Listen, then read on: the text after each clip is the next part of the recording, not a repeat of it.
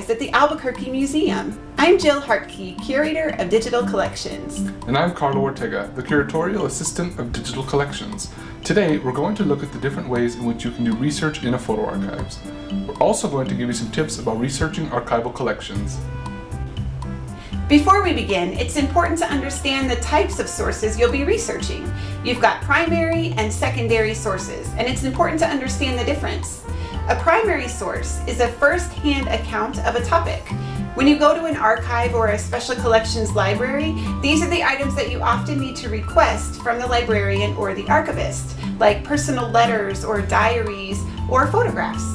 It's not always necessary to travel to where a primary source is housed. More and more primary sources like these or census records or newspaper archives are accessible through online databases. You might have access to these databases through your school or your public library. A secondary source is different from a primary source because it's not a first-hand account of the topic. Secondary sources are often focused on interpreting a primary source. These can be general history books, documentaries, scholarly articles, or your research paper for your history class. Whereas a letter or a diary gives you a first-person perspective, secondary sources give a more general view and interpret the primary sources through the author's perspective. Pretend you're asking someone about a movie you're interested in seeing. A primary source would be asking someone who has seen the movie what they thought of it. A secondary source would be asking the opinion of somebody who hasn't seen the movie but has read some online reviews. Both people will give you different perspectives and you will be better informed because you use both primary and secondary sources in your research of the movie.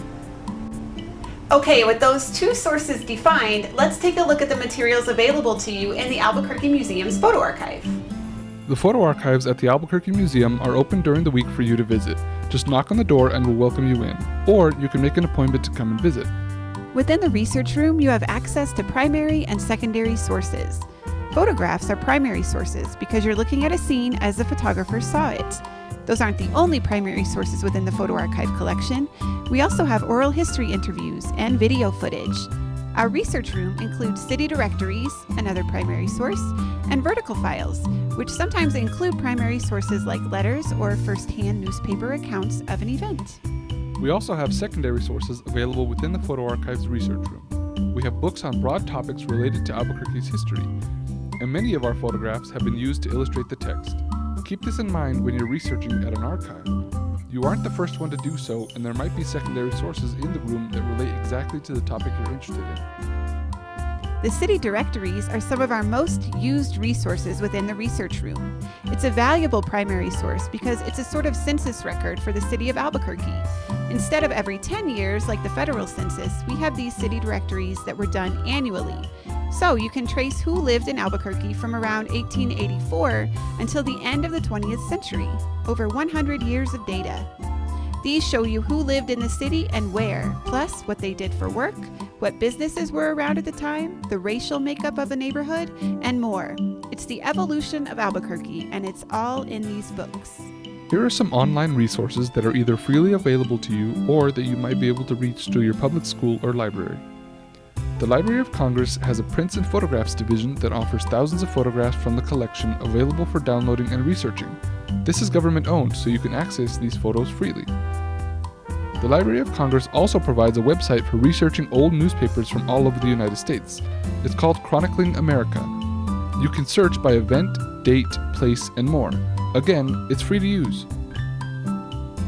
Next up is Wikipedia. For some people, this website is not a trusted source for research purposes, but it is a common source of information and you should use the references listed at the bottom of the articles to verify and track the primary and secondary sources used by the various authors who contributed to the wiki article. When you're researching a person and want to find their life dates or family connections, Find a Grave is a good website to check out. It often lists not only the person who you're interested in finding, but also their extended family. Sometimes you'll even find a biography attached to the record. All of the sources I've mentioned so far are free to everyone. The next are paid databases that you may or may not have access to. If you live in Albuquerque, your public library card provides access to e-resources including research databases. If you live elsewhere, you may ask your public library or school what databases they provide access to. First on our database list is Heritage Quest, a resource for accessing census records, military records, city directories, and more. There are many databases like this one that you can use to access these types of records, and sometimes they provide access to records from other countries as well. Next is Newspaper Archive. It allows you to research newspapers from all over the country. It is different from Chronicling America because databases like this provide newspaper access for more recent years. If you're looking for scholarly articles, you might need to dig a little deeper into the databases that are available.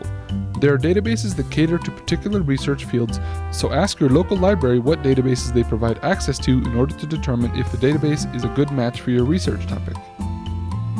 Those databases work in a variety of ways, but can be pretty expensive. See if you have a library that can provide access so you can view the full peer-reviewed article and not just a summary of it. One last tip when researching in an archive is to keep track of your sources for your credit lines. It's important to credit your sources, even if you aren't required to. It's good practice to be upfront about where you've gotten your information so that people that are coming along behind you can follow the trail and interpret the sources in their own way. The more perspectives that we have on historical topics, the better we can understand ourselves and each other. Thanks for visiting with us in the Photo Archives today. We hope to see you in the museum.